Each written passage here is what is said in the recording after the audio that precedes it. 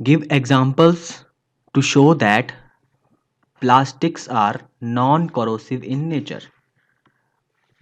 क्या कह रहे हैं कि हमें एग्जाम्पल्स लिखने हैं ये शो करते हुए कि जो प्लास्टिक है नॉन कोरोसिव है नेचर का। अब पहले अगर हमें कोरोसिव का मतलब पता होगा तभी तो हम नॉन कोरोसिव के बारे में लिख पाएंगे ना। कोरोसिव मतलब है ऐसी चीज जो डिस्ट्रॉय हो जाती है किसी प्रोसेस के द्वारा। कोई भी प्रोसेस के द्वारा, किसी भी प्रोसेस के द्वारा ये डिस्ट्रॉय हो जाना, किसी प्रोसेस के द्वारा किसी चीज़ का डिस्ट्रॉय हो जाना उसे कहते हैं कोरोसिव इन नेचर।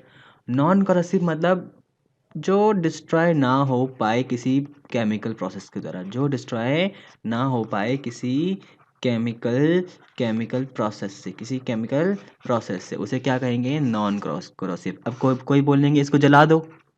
अरे भाई जरा सब्र रखो, केमिकल प्रोसेस से। जैसे कि देखो, आप केला तो सबने खाया है ना, बनाना है ना, तो बनाने का जो पील होता है, छिलका, क्या चीज़? छिलका, उसे आप फेंक देते होंगे। क्या करते होंगे? फेंकते हैं। फेंकने के बाद वो कुछ दिनों के बाद क्या चीज़ कन्वर्ट हो जाता है? किस में? मिट्टी में। किस में कन्वर्ट हो जाता है? मिट्टी में। पर ऐसा अगर आप अपनी चेयर को, घर में पड़ी हुई प्लास्टिक की चेयर जो है, उसे अगर फेंक दोगे बाहर, तो क्या वो मिट्टी में कन्वर्ट होगी? नहीं।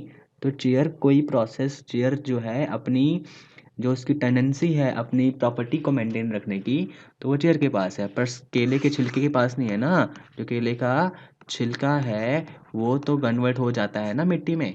तो केले का छिलका क्या है?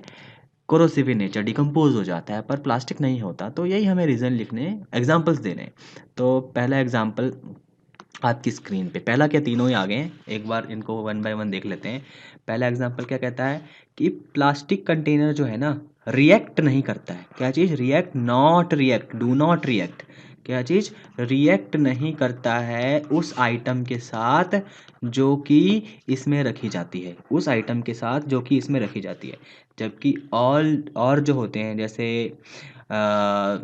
और जो मटेरियल है काफ़ी सारे, जैसे मान लो आयरन की बाल्टी है ना, उसमें पानी भर के रख लो, उसमें पानी भर लो, वाटर से उसको फिल कर लो। तो आयरन की जो बाल्टी होगी, बकेट होगी आयरन की, वो क्या होगी? इस वाटर के साथ रिएक्शन शुरू कर देगी। क्या कर देगी? रिएक्शन शुरू कर देगी, और आयरन की बकेट पे रस्ट जमा हो जाएगा।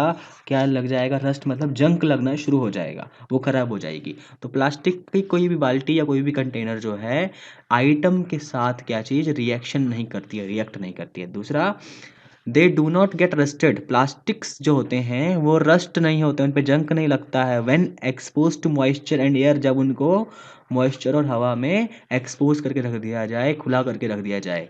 तो दो फायदे ये हैं इसके। दो एग्जाम्पल से पता चलता है कि ये कैसा है, नॉन कोरोसिव है नेचर का। फिर क्या है? दे डू नॉट डिकम्पोज, नहीं होते हैं, मिट्टी में इनका कन्वर्जन नहीं होता है, जैसे कि और चीज़ों का हो जाता है। जैसे हमने बनाना पील की बात की थी, केले का छिलका है ना, उसकी बात की थी।